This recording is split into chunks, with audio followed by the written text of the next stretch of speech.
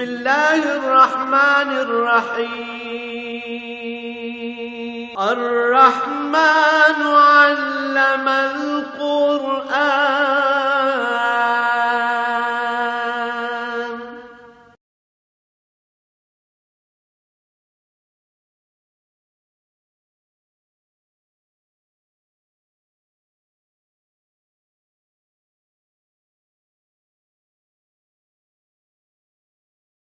الحمد للہ رب العالمین والصلاة والسلام علی حبیبہ محمد وآلہ وصحبہ اجمعین۔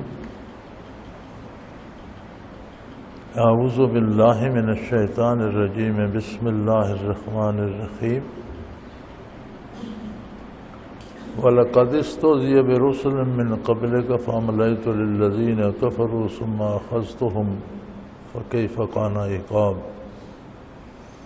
أَفَمَنْ هُوَ قَائِمٌ عَلَى كُلِّ نَفْسٍ بِمَا كَسَبَتْ وَجَعَلُوا لِلَّهِ شُرَكَاءَ قُلْ سَمُّوهُمْ أَمْ تُنَبِّئُونَهُ بِمَا لَا يَعْلَمُ فِي الْأَرْضِ أَمْ بِظَاهِرٍ مِّنَ الْقَوْلِ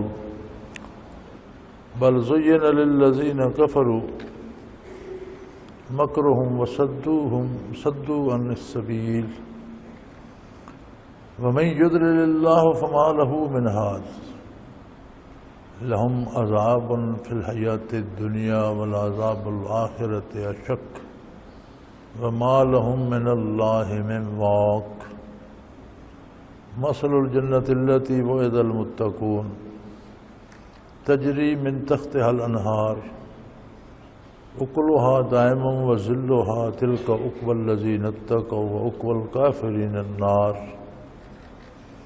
والذین آتیناہم الکتاب یفرحون بما انزل الیک ومن الاحزاب من ینکر بعدہ قل انما امرت ان اعبد اللہ ولا اشرک بہ الیہ ادعو والیہ مآب وکذالک انزلنا حکما عربیا لئن اتبعت اہواءهم بعد ما جاءک من العلم ما لک من اللہ من ولی ولا واق۔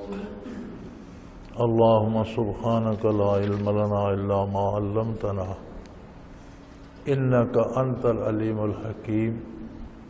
مولایا صلی وسلم دائما ابدا علی حبیبک خیر الخلق کلہ۔ انسانی معاشرہ بڑا عجیب ہے۔ ہم سمجھتے ہیں کہ یہ دوسرا شخص غلط کر رہا ہے اور شاید ہم اس کی تحقیر بھی کرتے ہوں، مذاق اڑاتے ہوں یا اس کی غلطی پہ کبھی حیران ہوتے ہوں، لیکن جو وہ کر رہا ہے اس کا مزاج ایسا ہے کہ وہ ہمیں بے وقوف سمجھتا ہے۔ وہ سمجھتا ہے جو میں کر رہا ہوں یہ ٹھیک ہے اور یہ جو مجھے منع کر رہا ہے یہ بندہ بے وقوف ہے، اسے کوئی سمجھ نہیں۔ دنیا میں آپ کو کوئی ایسا بندہ نہیں ملے گا جو اپنی بے وقوفی یا نادانی یا جہالت قبول کرے۔ جس سے پوچھو وہ کہتا ہے میں ہی صحیح کر رہا ہوں، دوسرے سب لوگ غلط ہیں۔ حتیٰ کہ یہ وتیرہ انبیاء اور رسل کے ساتھ بھی رکھا گیا۔ وَلَقَدِ اسْتُهْزِئَ بِرُسُلٍ مِّن قَبْلِكَ، آپ صلی اللہ علیہ وسلم سے پہلے بھی انبیاء علیہ السلام کا مذاق اڑایا گیا۔ جہالت ان لوگوں کی تھی جو قبول نہیں کر رہے تھے، دنیا و آخرت ان کی تباہ ہو رہی تھی جنہوں نے قبول نہیں کیا، لیکن وہ مذاق انبیاء کا اڑا رہے تھے۔ دیکھو جی کیسی عجیب بات کرتے ہیں، جو مر گئے یہ پھر زندہ ہوں گے۔ کس نے دیکھا ہے جی کہ وہاں باغات ہوں گے، جنت ہوگی؟ کس نے جہنم دیکھی ہے؟ انہوں نے افسانے گھڑ لیے ہیں۔ مال ہمارا اپنا ہے، محنت ہم کرتے ہیں، کماتے ہم ہیں، پھر اس پر ہم زکوٰۃ دیتے پھریں جی کہ آپ ایسا کیوں کریں؟ ہمارے کمانے کے اپنے طریقے ہیں، اس سے ہماری آمدن بڑھتی ہے، یہ ہمیں کیوں منع کرتے ہیں؟ اس طرح کیوں نہ کریں؟ وہ مذاق اڑاتے تھے انبیاء اور رسل کی تعلیمات کا۔ تو نبی علیہ الصلوۃ والسلام کی دلجوئی کرتے ہوئے اللہ کریم فرماتے ہیں کہ یہ کوئی نئی بات نہیں کہ آپ کی تعلیمات کا یہ مذاق اڑاتے ہیں، آپ سے پہلے انبیاء اور رسل کے ساتھ بھی یہ حالات گزرے۔ فَأَمْلَيْتُ لِلَّذِينَ كَفَرُوا، اللہ کریم نے فرمایا کہ میری ذات ایسی کریم ہے کہ میں نے کافروں کو بھی ایک خاص وقت تک مہلت دی کہ شاید یہ سوچیں، یہ سوچنا گوارا کریں، یہ سمجھ جائیں، اور جو مہلت ازل سے مقرر ہو چکی تھی وہ مہلت انہیں دی گئی، سنبھل جاتے، توبہ کر لیتے، اللہ قبول فرما لیتے، نہیں سنبھلے ثم اخذتم، تو پھر وہ پکڑے گئے، ہم نے انہیں پکڑ لیا، اللہ کی گرفت میں آ گئے۔ اور پھر گزشتہ اقوام کی تاریخ دیکھ لیجئے، کیف کان عقاب، جب اللہ کا عذاب آیا تو پھر ان کا حشر کیا ہوا، پھر ان پر کیا بیتی۔ آج کوئی ان کا نام لیوا بھی نہیں ہے، کوئی ان کے نام و نشان باقی نہیں ہے، بڑے بڑے محلات اور قلعے مسمار ہو گئے، قومیں اجڑ گئیں، شہر ویران ہو گئے، آج کوئی ان کے گھروں کی نشاندہی کرنے والا بھی نہیں ہے، اور یہ حال تو ان کا دنیا میں ہوا۔ پھر یہ ایسے عجیب لوگ ہیں،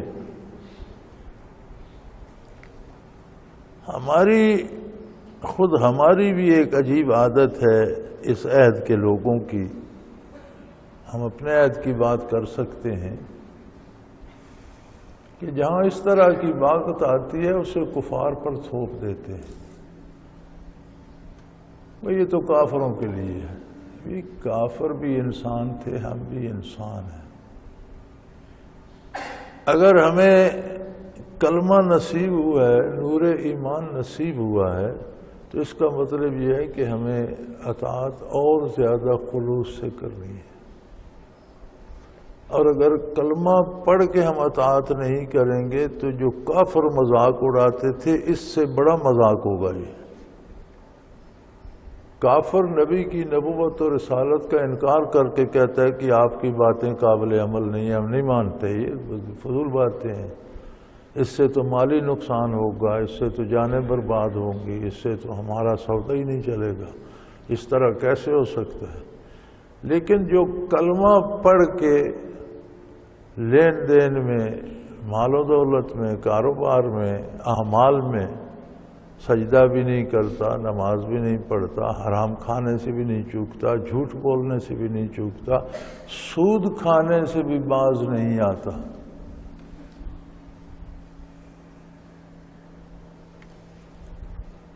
اور بڑی عجیب بات ہے، کہتے ہیں جی اپنا مال ہے تو ہم نے اس کو جگہ جمع کرا دیا، ادھر سے زیادہ پیسے، اب بینکوں میں نہیں کراتے، کہتے ہیں ڈاک خانے میں سود زیادہ ملتا ہے، ڈاک خانے میں کرو۔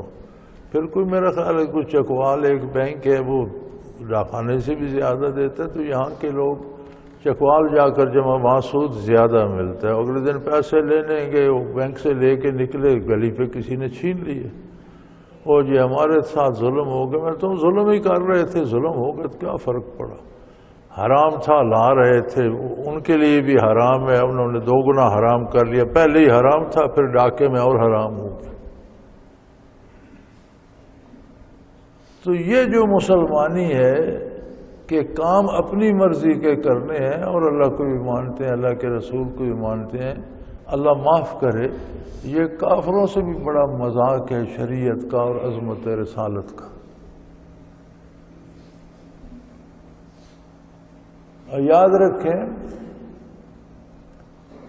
ہم بھی عذابوں کی زد میں ہیں، ہمارا کون سا پہلو خیر سے گزر رہا ہے، معاشی، تعلیمی، گھریلو، خاندانی، باہر کا کہاں سکون ہے، ہمیں کون سا پہلو درست ہے؟ رات دن قتل عام ہو رہا ہے، مارے جا رہے ہیں، لوٹے جا رہے ہیں، اغوا کیے جا رہے ہیں، حکومتیں بھی ہیں، عدالتیں بھی ہیں، کوئی انصاف نہیں ہے، کوئی قانون نہیں ہے، کوئی پوچھنے والا نہیں ہے، اس سے بڑا عذاب کیا ہوگا؟ اللہ کریم کسی کو ہوش دے دے، وہ توبہ کر لے تو وہ قادر ہے کہ ساری بدامنی میں بھی اسے امن و امان سے رکھے، اس کے دل کو سکون سے رکھے، اس کے جان مال آبرو کو محفوظ رکھے، وہ قادر ہے۔ افمن هو قائم علی کل نفس،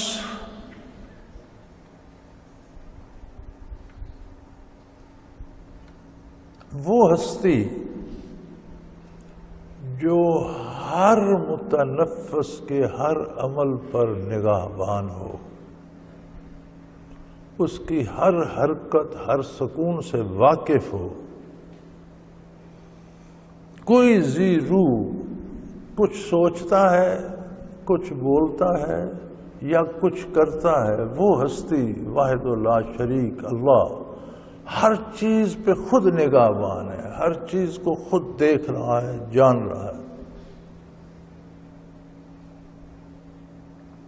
پھر یہ ایسے عجیب لوگ ہیں کہ مخلوق میں سے اس کے شریک بنا لیتے، وَجَعَلُوا لِلَّهِ شُرَكَاءَ۔ پھر یہ ایسے عجیب لوگ ہیں کہ مخلوق میں سے اس کے شریک مقرر کر لیتے ہیں۔ اللہ کے علاوہ کسی میں اللہ کی صفات یا ذات مانو گے تو وہ اللہ کا شریک ٹھہرے گا، اور اللہ کے علاوہ سب مخلوق ہے، مخلوق میں الوہیت کہاں سے آ گئی؟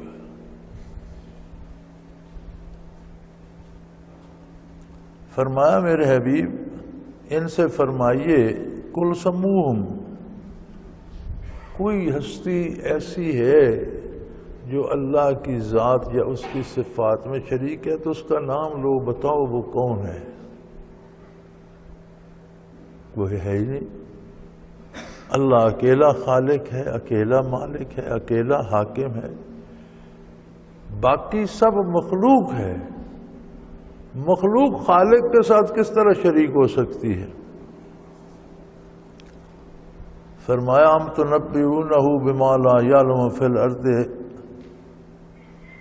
ام بظاہر من القول، تم اللہ کریم کو وہ بات بتانا چاہتے ہو جس کا کوئی سرے سے وجود ہی نہیں، کیونکہ مخلوق تو اس نے جتنی پیدا کی، جہاں تک پیدا کی، ہر ذی روح، ہر غیر ذی روح، ہر ذرے اور ہر سیل تک سے وہ خود ذاتی طور پر واقف ہے۔ پوری مخلوق میں کوئی اس کا ثانی نہیں، کوئی اس کی ذات میں شریک نہیں، کوئی اس کی صفات میں شریک۔ تم نے شریک کہاں سے ڈھونڈ لیے؟ اور اگر کوئی ہے تو اس کی نشاندہی کرو کہ یہ اللہ کی صفت میں شریک ہے، یہ اللہ کی ذات میں شریک ہے، ذرا بتاؤ تو صحیح۔ تو فرمایا محض نام تراش کر اپنی طرف سے تم چاہتے ہو کہ اللہ علیم و خبیر کو تو خبر نہیں ہے، تمہیں خبر ہے، تم وہ بات اللہ کو بتاؤ۔ تم اللہ کو بتانا چاہتے ہو جو ہر شے سے ہر حال ہر وقت واقف ہے۔ ام بظاہر من القول، تو یہ تو بات ہی بالکل ظاہر ہے کہ یہ جھوٹی بات ہے، غلط بات ہے، اس کا کوئی وجود ہی نہیں بنتا، کوئی تک ہی نہیں بنتی۔ بل زین للذین کفروا مکرہم وصدوا عن السبیل، لیکن عجیب بات یہ ہے کہ مشرکین اور کفار کو اپنی مشرکانہ رسومات اور کافرانہ عقائد بڑے پسند ہیں، اس پہ بڑے خوش ہوتے ہیں۔ شیطان انہیں وہ خوبصورت بنا کے دکھاتا ہے، جب وہ شیطان کی پیروی کرتے ہیں تو وہ شیطانی اعمال اور کفریہ اور مشرکانہ عقائد انہیں بنا سوا کر دکھاتا ہے، تو وہ صرف مسلمانوں کا نہیں، اللہ کے پیغمبر صلی اللہ علیہ وسلم کا بھی مذاق اڑاتے ہیں کہ ہم جو بتوں کی پوجا کر رہے ہیں ہم بڑے صحیح راستے پر ہیں، اور یہ جو ہیں یہ اس سے معروم ہیں۔ فرمایا اصل اس میں کوئی کمال شیطان کا بھی نہیں ہے، اصل بات یہ ہے کہ جس بندے کو اللہ سے تعلق ٹوٹ جائے، اطاعت کا رشتہ نہ رہے، تو اللہ کی طرف سے اسے رستے سے ہٹا دیا جاتا ہے۔ اب جو رستے سے ہٹ گیا، گمراہ ہو گیا، تو شیطان کا شکار ہے، وہ اسے پکڑ لیتا ہے، جہاں جی چاہے لے جائے، جیسا جی چاہے اس کے ساتھ سلوک کرے۔ بہادری شیطان کی نہیں ہے، کمزوری انسان کی ہے۔ جب یہ اللہ اللہ کے نبی کا دامن چھوڑتا ہے تو شیطان کا شکار بن جاتا ہے۔ وَمَن يُضْلِلِ اللَّهُ فَمَا لَهُ مِنْ هَادٍ، جب اللہ کی طرف سے ان کی ڈور ٹوٹ جاتی ہے، اللہ سے ایمان کا تعلق ٹوٹ جاتا ہے، نبی سے ایمان اور اتباع کا رشتہ نہیں رہتا تو شیطان کا شکار بن جاتے ہیں۔ اللہ کریم نے آوارہ کر دیتا ہے، شیطان شکار کر لیتا ہے، اور اللہ جسے رد کر دے، جسے چھوڑ دے، پھر اللہ کے علاوہ اسے کوئی بچانے والا بھی نہیں، کوئی اس کی دستگیری والا بھی نہیں، کوئی اس کی مدد کرنے والا بھی نہیں۔ اور پھر یہ لوگ لہم عذاب فی الحیات الدنیا، ان کی دنیاوی زندگی بھی ان کے لیے عذاب بن جاتی ہے۔ یہ ایک ایک سانس دکھ اور تکلیف میں لیتے ہیں، کیونکہ جب ان کا مقدر جہنم بن جاتا ہے۔ جنت اور جہنم کی حیات جو ہے وہ ایک حقیقت ہے، ہمیشہ رہنے والی ہے۔ دنیا کی زندگی آخرت کی نسبت کمزور ہے، محدود چند اس کے گنے چنے سانسیں ہیں، گنے چنے دن ہیں، گنے چنے سال ہیں، ختم ہو جاتی ہے، یہ کمزور ہے۔ اب آخرت اور دنیا میں رشتہ ہے ازلی و ابدی۔ جو عقیدہ جو عمل دنیا میں کرتا ہے اسی پر آخرت تعمیر ہوتی ہے۔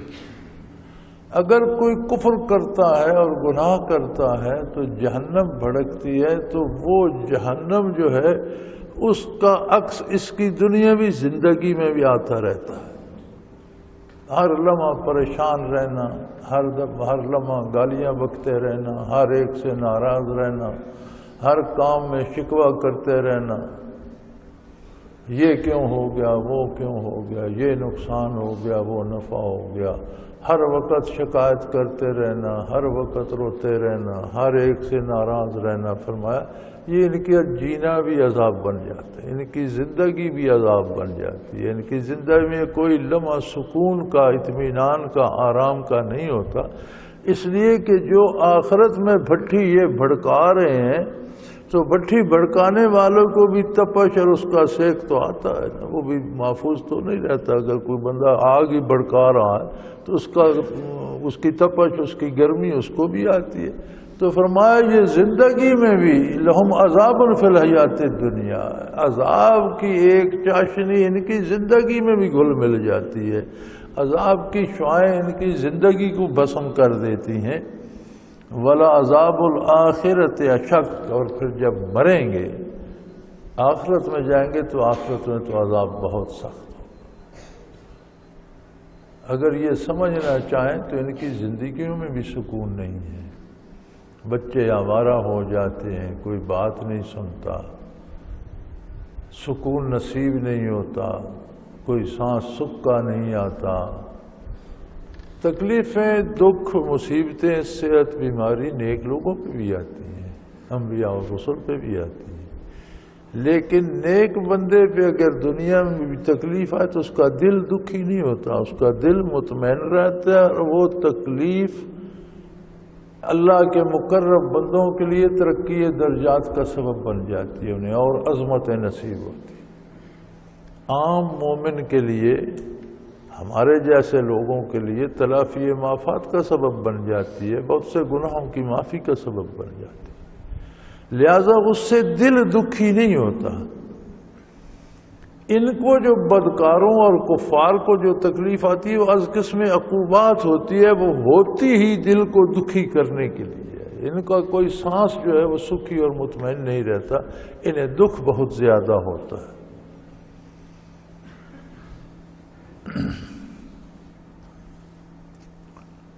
اور جن بندوں نے اللہ پہ یقین رکھا، ایمان لائے، اللہ کے نبی پہ ایمان لائے، اللہ کے نبی کو نہ مانو تو اللہ کو ماننے کا سوال ہی پیدا نہیں ہوتا۔ ایک بہت مشہور ناوی گزرے ہیں، مجھے ان کا اسم گرامی یاد نہیں، بہت ماہر تھے علوم صرف و نحو میں،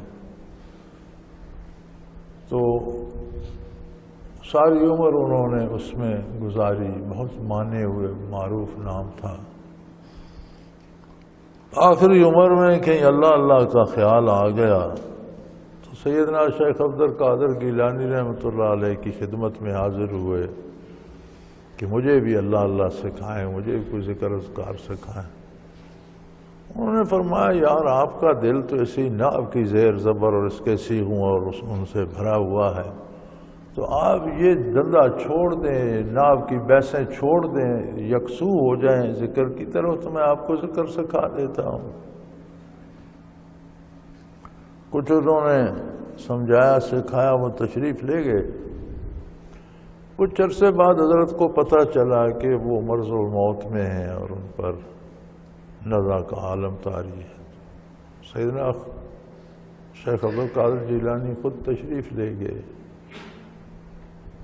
پوچھا کیا حال ہے؟ کہنے لگے یار بڑا پھنس گیا ہوں میں تو شیخ صاحب، بہت پھنس گیا ہوں کہ اللہ کے بارے شیطان مجھ سے سوال کرتا ہے کہ تو کہتا ہے اللہ واحد لا شریک ہے، کیا دلیل ہے تیرے پاس؟ تو میں اسے متبہر عالم تو تھے اور نہ بھی تو بہت بڑے بحث کرنے والے لوگ ہوتے تھے اور مین میخ الفاظ اور عبارات کی جاننے والے ہوتے، میں 99 دلائل تو اسے دے چکا ہوں، لیکن یہ میری دلیلیں رد کر دیتے اور میں خود پریشان ہوں۔ آپ نے فرمایا میں نے آپ سے کہا تھا کہ اس نام وغیرہ کو چھوڑو، اس میں کچھ نہیں رکھا، تم اسے سادہ سی بات کہو، مجھے محمد الرسول اللہ صلی اللہ علیہ وسلم نے بتایا ہے اللہ ایک ہے، ایک جملہ کہو سادہ سا کہ مجھے یہ خبر اللہ کے رسول صلی اللہ علیہ وسلم نے دی ہے، تو شیطان لاجواب ہو گیا۔ اللہ کو وہی مانتا ہے جو رسول اللہ صلی اللہ علیہ وسلم پر ایمان لاتا ہے، اور حضور بتاتے ہیں کہ اللہ کی ذات کیسی ہے، اس کی صفات کیسی ہے۔ اپنے طور پر ماننے سے اللہ پر ایمان مکمل نہیں ہوتا، چونکہ اپنے طور پر بغیر نبی کی رہنمائی کے کوئی انسان جان ہی نہیں سکتا کہ اس کی ذات کیسی ہے، اس کی صفات کیسی ہیں۔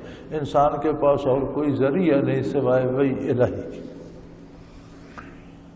اور وحی الہی کی دو خصوصیات ہیں، ایک وحی سنتا صرف اللہ کا نبی، کوئی دوسرا دنیا میں گواہ نہیں ہوتا کہ یہ آیت اتری تو میں بھی سن رہا تھا، نہیں،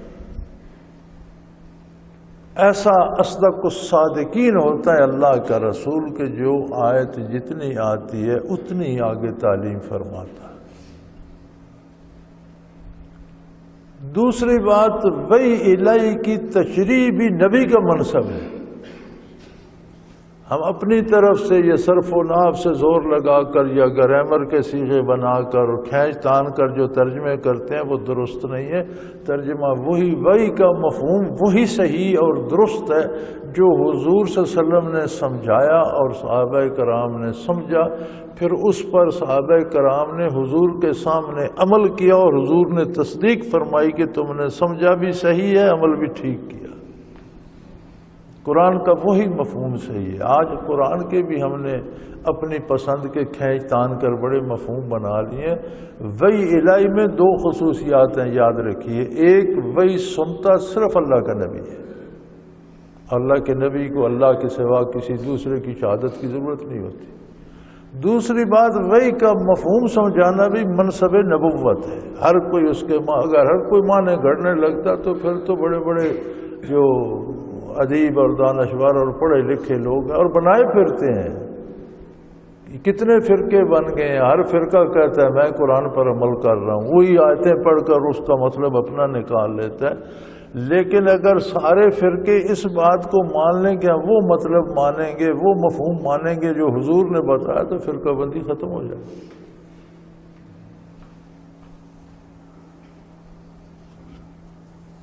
تو فرمایا اس جنت جو اللہ کے بندوں کو وعد المتقون، اہل تقوی سے جن کا وعدہ ہے، جن کا عقیدہ بھی درست ہے اور عمل میں بھی کوشاں ہیں کہ اللہ کے رسول کے حکم کی پابندی کی جائے، ان کے لیے جو باغ بنائے گئے ہیں اس کی ان کی پہلی صفت ہے تجری من تحتھا الانہار،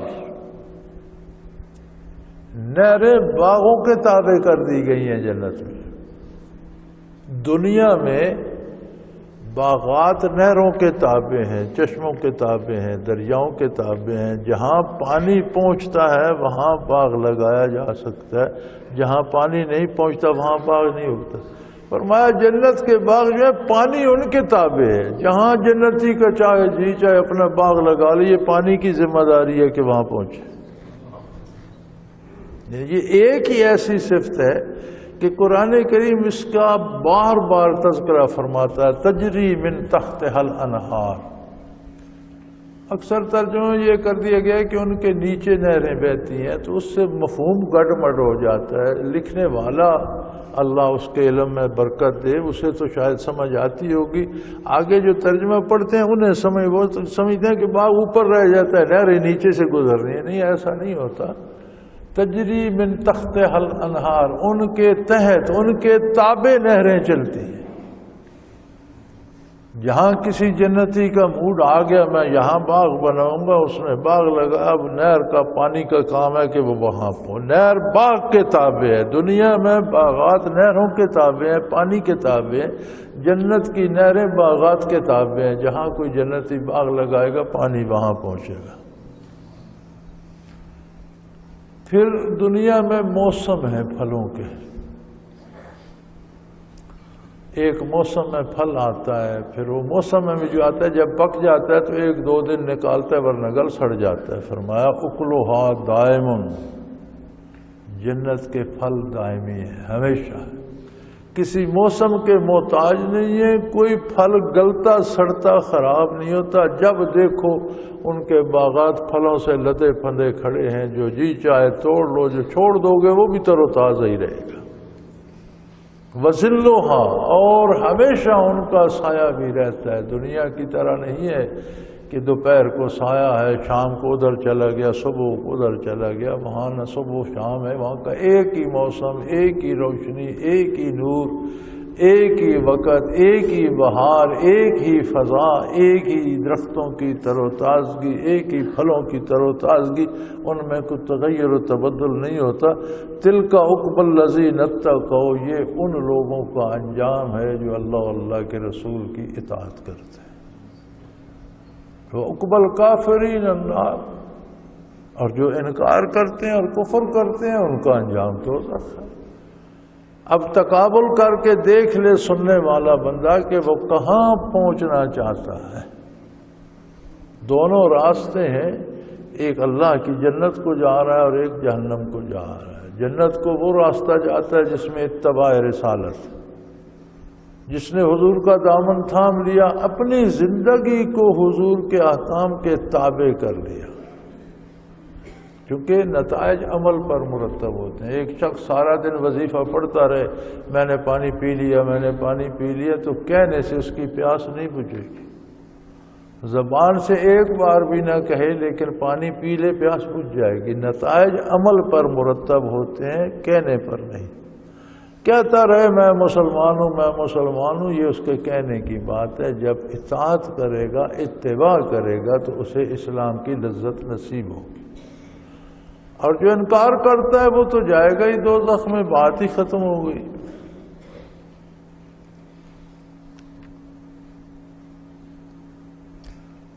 وَالَّذِينَ آتَيْنَاهُمُ الْكِتَابَ يَفْرَحُونَ بِمَا أُنزِلَ إِلَيْكَ مِنَ الْأَحْزَابِ مَن يُنكِرُ بَعْضَهُ قُلْ إِنَّمَا أُمِرْتُ أَنْ أَعْبُدَ اللَّهَ وَلَا أُشْرِكَ بِهِ إِلَيْهِ أَدْعُو وَإِلَيْهِ مَآبِ۔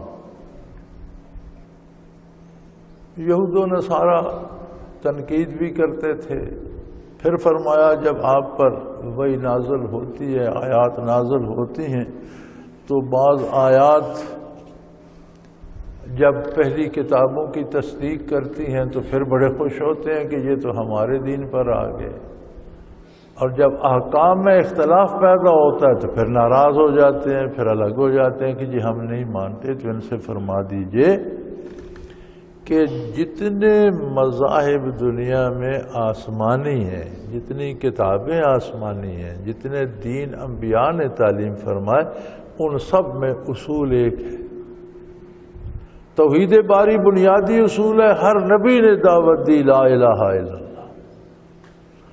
نبی کی نبوت بنیادی اصول ہے، ہر نبی نے اپنی نبوت کی دعوت دی۔ اس کے بعد معاد ایک اصول ہے، آخرت ایک اصول ہے، ہر نبی نے آخرت کی خبر دی، اور وہی خبر دی جو آدم علیہ السلام نے دی، وہی محمد الرسول اللہ بتا رہے ہیں، اس سے زیادہ بتا دیں، اس سے وضاحت سے بتا دیں، لیکن اصولاً وہی باتیں ہیں کہ آخرت میں کیا ہوگا۔ اسی طرح کفر و ایمان میں جو حد فاصل ہے، ہر نبی نے وہی بتائی۔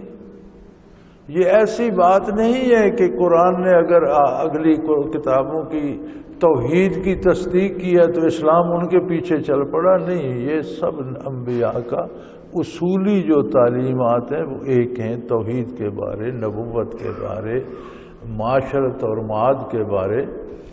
رہ گئے فریع کام، لینے دینے کے طریقے، صلح و جنگ کے طریقے، کاروبار، شادی بیاہ، تو یہ روزمرہ کے معمولات جو ہیں انہیں فروعات کہتے ہیں۔ یہ ہر نبی کی شریعت میں اس قوم کی استعداد، اس کے علم، اس کی قوت کار کے مطابق اللہ نے مقرر فرمائی۔ اب پہلی قوموں پر 2 نمازیں فرض تھیں، ہم اس امت مرحومہ پر اللہ نے 5 کر دی۔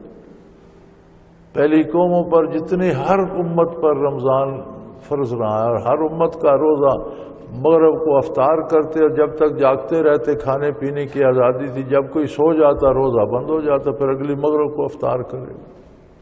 ابتدا میں مسلمانوں نے بھی ایسے رکھے، پھر اللہ کریم نے آسانی فرما دی اور حکم دے دیا کہ مغرب تو افطار کرو، اور سوو یا جاگو طلوع فجر تک کھا پی سکتے۔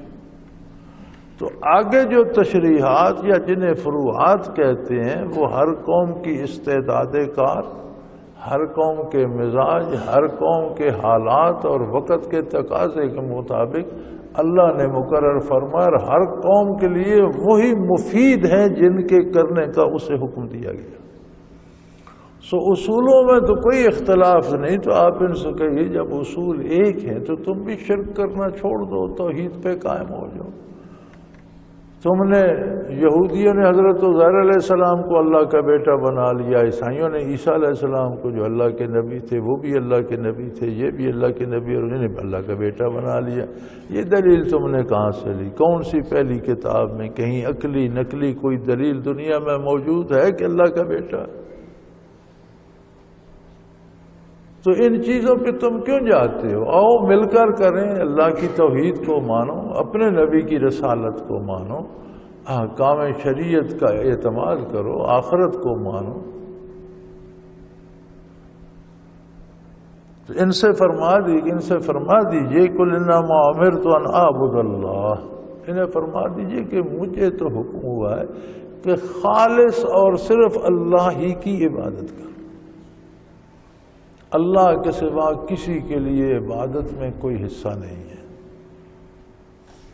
وَلَا أُشْرِكَ بِهِ، اور اس کی ذات اور اس کی صفات میں رہی برابر کسی کو شریک نہ کروں، نہ اپنی زبان سے، نہ قول سے، نہ عمل سے، نہ کردار سے۔ الیہ ادعو، اور میرا منصب نبوت ہے کہ میں اللہ کی مخلوق کو بھی اسی کی طرف بلاؤں۔ میں نے آج تک کسی سے نہیں کہا کہ مجھے سجدہ کرو، کسی آنے والے کو میں نے نہیں کہا کہ اللہ سے میں بات کرتا ہوں اور تم مجھ سے بات کرو، نہیں، میں نے ہر آنے والے کو اس کی بارگاہ میں کھڑا کر دیا، وہ اللہ اکبر کہہ کر اپنے دل کی بات اپنے اللہ سے کرتا ہے۔ الہ ادعو، میں اسی کی طرف دعوت دیتا ہوں، وَإِلَيْهِ مَآبٌ، اور سب نے لوٹ کر بھی اسی کے پاس جانا ہے، اسی نے حساب لینا ہے، اسی نے رحمت کرنی ہے، اسی نے رحم فرمانا ہے، اسی نے گرفت کرنی ہے، وہ جسے چاہے بخش دے، جسے چاہے حساب لے، مخلوق اس کی اپنی ہے، مخلوق کا کردار اس کے سامنے ہے، میرے فرائض نبوت ہیں، مجھے وہ ادا کرنے ہیں۔ وَكَذَلِكَ أَنزَلْنَا حُكْمًا عَرَبِيًّا،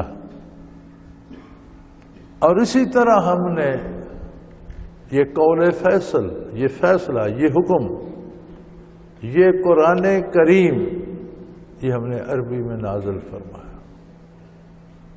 قرآن کریم کیا ہے؟ اللہ کی بارگاہ کا نازل شدہ حکم۔ جس طرح روز آئے دن اخبار بھی بھرے ہوتے ہیں، ٹی وی پہ بھی ہوتے ہیں، ہم عدالت کا حکم مانیں گے، عدالت کے سامنے سر تسلیم خم ہے۔ کون سی عدالت؟ اللہ کا حکم کیوں نہیں مانتے؟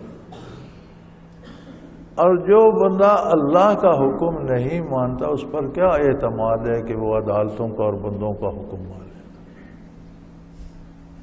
اور اس پر طرفہ تماشا یہ ہے کہ ہمارا عدالتی نظام خود غیر اسلامی اور انگریز کا اور کافر کا بنایا ہوا ہے۔ یہ جو ہمارے ججوں کو ناز ہے نا اپنے انصاف پر، یہ تو پتہ تب چلے گا جب اللہ کی بارگاہ میں کھڑے ہوں گے اور وہ پوچھے گا کہ کس کے حکم کے مطابق انصاف کیا تھا؟ کوئی اور ہے میرے علاوہ جس کے حکم کو عدل اور انصاف کہا جائے؟ تم نے کس کے حکم کے مطابق انصاف کیا تھا؟ اور یہ جو ہمارے بڑے بڑے سارے لیڈران کرام کہتے ہیں عدالت کا حکم مانتے ہیں، اللہ کا کیوں نہیں مانتے؟ ساری زندگی اسلام کو اپنے دامن سے بھی مس نہیں ہونے دیتے، لیکن کمال یہ ہے کہ جب بھی مرتے ہیں شہید ہو جاتے ہیں۔ ان کی تو موجی موجی۔ یہ پتہ چلے گا میدان حشر میں کہ شہید کون ہے۔ شہید کا سادہ سا شہید کہتے ہیں گواہ کو۔ ہر وہ بندہ شہید ہے جس کی زندگی اللہ کی عظمت کی گواہ ہے، جس کا کردار اللہ کی عظمت اور نبی کی صداقت کا گواہ ہے۔ اگر اسے موت آتی ہے تو اسی پہ مرتا ہے اور وہ شہید ہے، وہ گواہ ہے۔ شہادت کے اپنے اپنے درجے ہیں۔ آج شہید ہوتا ہے وہ اور ہے، پہلے گزرا اور ہے۔ جو حضور کے قدموں میں شہید ہوئے ان کی اپنی عظمت ہے، بدر و احد والوں کی اپنی عظمت ہے، لیکن اسے شہادت نصیب ہو جاتی ہے اپنی حیثیت کے مطابق سے، لیکن جان تو اللہ کی اطاعت میں دے۔ ملک کو لوٹنے کے لیے، دولت جمع کرنے کے لیے اقتدار کی ہوس میں مارے جاتے ہیں، وہ کس بات کے لیے؟ اقتدار کے لیے لڑتے ہیں، جو تکڑا ہوتا ہے وہ مار دیتا ہے، جو کمزور ہوتا ہے مر جاتا ہے، اس میں شہادت کہاں سے آئی؟ لیکن انہوں نے یہ ڈھونگ رکھا ہے زندگی میں اسلام کو، نہ گھروں میں گھسنے دیتے ہیں نہ ملک میں گھسنے دیتے ہیں۔ اب تو یہ عالم ہو گیا کہ آپ خبریں سننے کے لیے ٹی وی لگائیں تو آگے بچیاں ناچ رہی ہوتی ہیں، ہر اشتہار۔ ایک ٹکی صابن کی بیچنے کے لیے خاتون کا آدھا دھڑ اوپر سے ننگا دکھائیں گے، آدھا نیچے سے ننگا دکھائیں، بیچنی ایک ٹکی صابن ہے۔ کیا صرف خواتین ہی صابن استعمال کرتی؟ پھر صابن کی خوبیاں گناؤ یار، بندے کو ننگا دکھا کر نہلانے کی کیا ضرورت ہے؟ آپ نے تو صابن بیچا ہے، بندے کی ٹانگیں بازو بیچنے ہیں۔ اس قدر بے حیائی رچ بس گئی ہے ہمارے، اور جب سے یہ ٹی وی اور یہ موبائل سسٹم یہ اب 3G آ رہا ہے، اس کی برکات جب آپ دیکھیں گے تو حیران ہو جائیں گے۔ لوگوں کو بدکاری کرتے ہوئے ٹیلی فونوں پہ دکھائیں گے۔ ذرا 3G سسٹم کو آنے دیجئے، آپ کی نئی نسل سارا دن بیٹھ کر وہ بدکاری کے ملاحظہ اور تماشا کیا کرے گی۔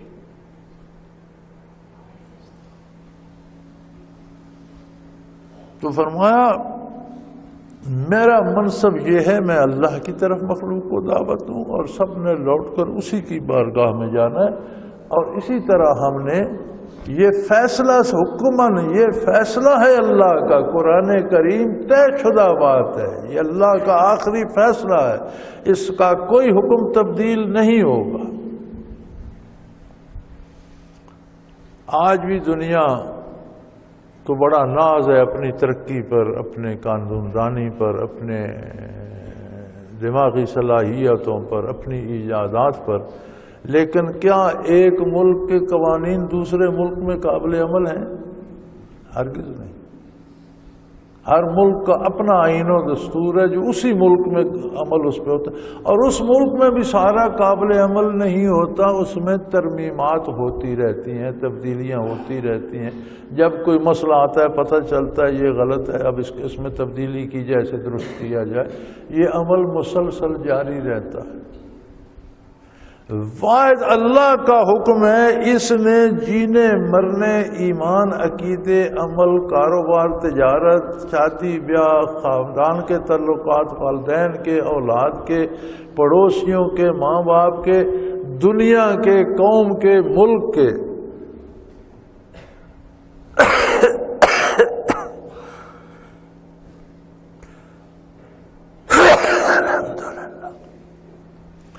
پوری انسانیت کا نظام زندگی، آپ آخرت کی بات تو چھوڑیں، پورا نظام زندگی عطا کر دیا ہے، اور 1450 سال گزر گئے، کسی ایک نقطے پر روئے زمین پر اختلاف پیدا نہیں ہو سکتا کہ یہ ناقابل عمل ہے، اور قیامت تک نہیں ہوگا۔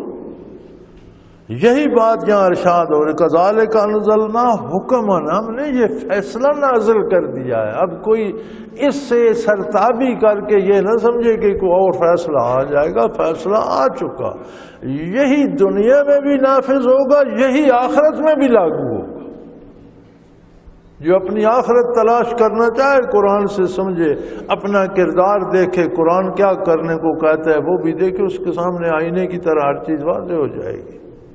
اور یہ عربی زبان میں ہے، اسی لیے عربی زبان کو فضیلت ہے تمام زبانوں پر۔ یہ نبی کریم صلی اللہ علیہ وسلم کی زبان، اللہ کے رسول کی زبان ہے، اللہ کی کتاب کی زبان ہے، اہل جنت کی زبان ہے۔ باقی دنیا میں جتنی زبانیں رائج ہیں، نہ کوئی مبارک ہے نہ کوئی منحوس ہے، اپنا ارادے کی ترجمانی کا ایک ذریعہ ہے۔ جتنی زیادہ زبانیں کوئی سیکھ لے، اتنی زیادہ زبانوں میں بات کر سکتا ہے، اتنے زیادہ لوگوں کو تبلیغ کر سکتا ہے، اتنے زیادہ لوگوں تک اچھائی پہنچا سکتا ہے۔ بہت سی زبانیں جاننا ایک خوبی ہے اگر اللہ عطا کرے، لیکن جہاں تک عظمت، برکت، ثواب کا تعلق ہے وہ صرف عربی میں ہے، باقی سب زبانیں ایک سطح پر ہیں۔ اب ذرا آخری بات بھی اس رکوع کی سن لیجئے اور پوری توجہ سے سنیے۔ یہ حکم کیسا ہے قرآن؟ اس کی اہمیت کیا ہے؟ اگر اس پر عمل نہ کیا جائے تو کیا ہوگا؟ گزارا کر لیا جائے، کوئی بات مان لی، کوئی نہ مانی کوئی۔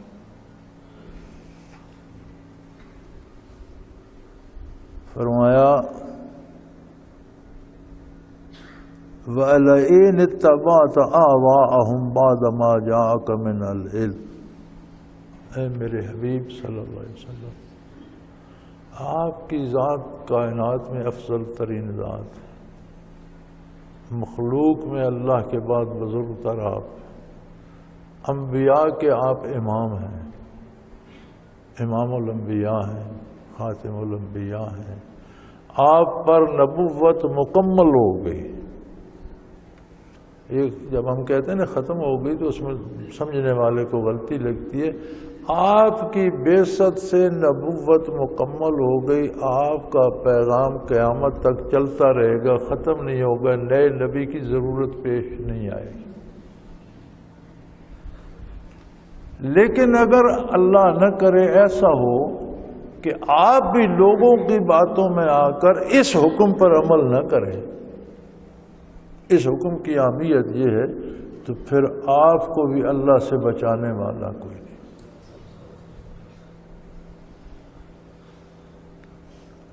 ہے کسی فرد کے لیے کوئی گنجائش کہ وہ قرآن کے خلاف عمل کرے اور بچ جائے؟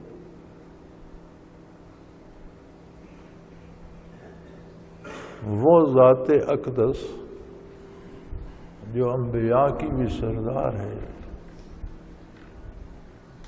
ہماری روحیں عالم بالا میں جانے کی استعداد نہیں رکھتی، اس کا وجود عالی دونوں جہانوں کی سیر کر کے آ گئے۔ ہماری روحوں میں وہ لطافت، وہ پاکیزگی، وہ طہارت نہیں ہے جو آپ صلی اللہ علیہ وسلم کے وجود عالی میں ہے۔ تمام نبیوں رسولوں کے سردار ہیں۔ جیسے کہا جاتا ہے نا، ملک میں ایک آئین و دستور لوگ بناتے ہیں، پھر کہتے ہیں کہ اگر بادشاہ بھی اس پر عمل نہیں کرے گا تو اس کو بھی سزا دی جائے گی۔ اس کا مطلب یہ نہیں ہوتا کہ بادشاہ نے اس پر عمل نہیں کرنا، مطلب یہ ہوتا ہے کہ کسی کو بھی اس سے استثنا، کوئی بھی بچے گا نہیں، جو بھی یہ جرم کرے گا اسے یہ سزا ملے گی۔ اللہ نے بھی یہ فیصلہ سنا دیا کہ اللہ نہ کرے، اگر میرے حبیب بھی، جن کی ہر سانس بھی قرآن کی اطاعت ہے، جن کا اٹھنا بیٹھنا سونا جاگنا سب دین ہے، جن کا بولنا دین ہے، جن کا خاموش رہنا دین ہے، اگر وہ بھی خدا نہ خواستہ اس قرآن پر عمل نہ کرے تو پھر میرے عذاب سے چھڑانے والا نہ ان کا کوئی مددگار ہے،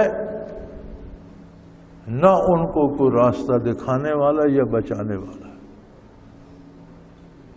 اب ہم ذرا اللہ کے اس فیصلے کو دیکھیں۔ سارا قرآن بھرا ہوا ہے، قرآن کو ذکر کہا گیا، قرآن کو کتاب کہا گیا، ذالک الکتاب لا ریب فیہ۔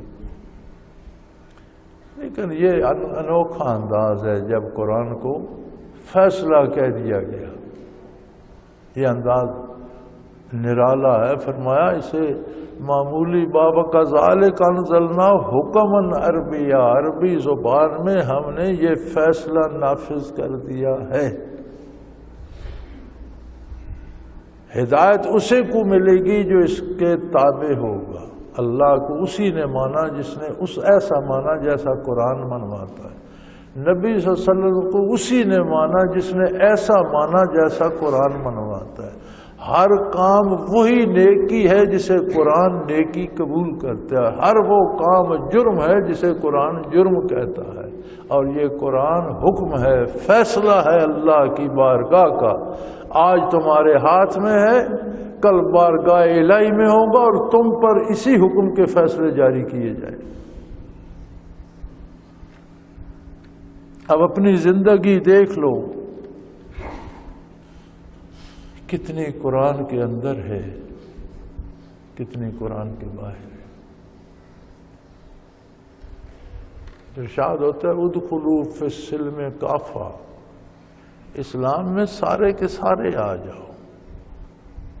اگر اسلام ایک محفوظ قلعہ ہے تو تم ایک ٹانگ باہر رکھ کر باقی اسلام میں آگے تو باہر والی ٹانگ تو دشمن کاٹ لے جائے گا۔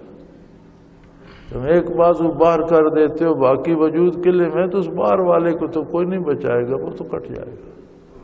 سارے کے سارے اندر آ جاؤ۔ یہاں فرما دیا یہ میرا فیصلہ ہے، حکم ہے، عربی زبان میں ہے، تعیین بھی کر دی کہ قرآن عربی ہے۔ اگر کوئی اردو پڑھتا ہے ترجمہ، انگریزی ترجمہ پڑھتا ہے تو وہ ترجمہ پڑھ رہا ہے، تشریح پڑھ رہا ہے۔ قرآن وہی ہے جس کی تلاوت ہوگی جو عربی میں ہے۔ عربی کے علاوہ کسی زبان میں اس کا ترجمہ کرے وہ قرآن نہیں کہلائے گا، قرآن کا ترجمہ کہلائے گا۔ اور وہ تلاوت نہیں ہوگی، وہ ترجمہ پڑھنا ہوگا۔ اگر کوئی تلاوت کرنا چاہتا ہے تو اسے عربی ہی میں کرنی ہوگی، اور کوئی بڑے سے بڑی ہستی بھی اگر اس کا دامن چھوڑ دے تو پھر میرے عذاب سے اسے کوئی نہیں بچا سکتا۔ میں آپ کا محاسبہ کرتا رہوں، آپ مجھ پہ نکتہ چینی کرتے رہیں تو یہ حق ادا نہیں ہوگا۔ میرے نیک و بد سے میرا رب زیادہ واقف ہے، آپ کا بھلا برا وہ مجھ سے زیادہ جانتا ہے۔ ہم ایک دوسرے پر فتوے لگانے، نکتہ چینی کرنے کی بجائے اپنے اپنے کردار کو اگر قرآن کے ترازو میں جانچیں تو یہ زیادہ نفع مند، یہ زیادہ بہتر ہوگا۔ ہر بندے کو اپنا جواب دینا ہے، لہذا اپنے کردار کو قرآن کے ترازو میں تولا جائے۔ وآخر دعوانا ان الحمدللہ رب العالمین۔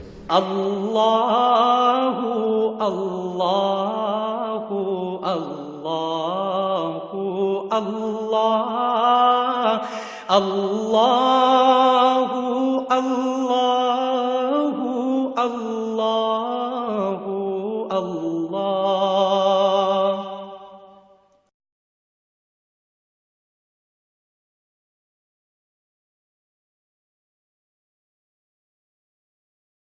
سال سے قرآن و حدیث کے اوپر خطابات کر رہے ہیں اور سلسلہ نقشبندیہ اویسیہ کے مطابق لوگوں کو ذکر الہی کی تربیت دے رہے ہیں۔ وہ قرآن پاک کی تفسیر ترتیب وار بیان کر رہے ہیں۔ تفسیر قرآن کو وہ موجودہ ملکی اور بین الاقوامی حالات کے مطابق بیان کرتے ہیں۔ موٹر وے سے کلر کہار کے انٹرچینج سے نکلتے ہوئے، کلر کہار کی جھیل سے ہوتے ہوئے، میانی، بوچھال اور نور پور سے گزرتے ہوئے دارالعرفان منارہ پہنچ سکتے ہیں۔ حضرت امیر محمد اکرم آوان نے بچیوں اور بچوں کی دینی اور دنیاوی تعلیم کے لیے سقارہ اکیڈمی کے نام سے ایک درسگاہ بھی قائم کی ہے، جس کا افتتاح ملک پاکستان کے صدر جنرل محمد ضیاء الحق نے اپنے دست مبارک سے کیا تھا۔ وہ تمام احباب جو اسلام کی طلب رکھتے ہیں ان سے گزارش ہے کہ دارالعرفان منارہ ضلع چکوال میں امیر محمد اکرم آوان صاحب کے خطابات سے مستفید ہوں۔ وہ ہر جمعے کو نماز سے پہلے بیان فرماتے ہیں۔ ہر ماہ کی پہلی اتوار کو ماہانہ اجتماع ہوتا ہے جس میں آپ خصوصی خطاب فرماتے ہیں اور پاکستان کے چاروں صوبوں سے احباب اس اجتماع میں شرکت کرتے ہیں۔ اس کے علاوہ یہاں سال میں 2 مرکزی اجتماعات بھی ہوتے ہیں، ایک رمضان المبارک میں اعتکاف کا اجتماع اور دوسرا جولائی اور اگست میں 40 دن کا اجتماع ہوتا ہے جس میں روحانی تربیت کی جاتی ہے۔ اپنا خون سیماب دے کر اتنا ہم کر جائیں گے، نام آقا کا چمن میں پھر رقم کر جائیں گے۔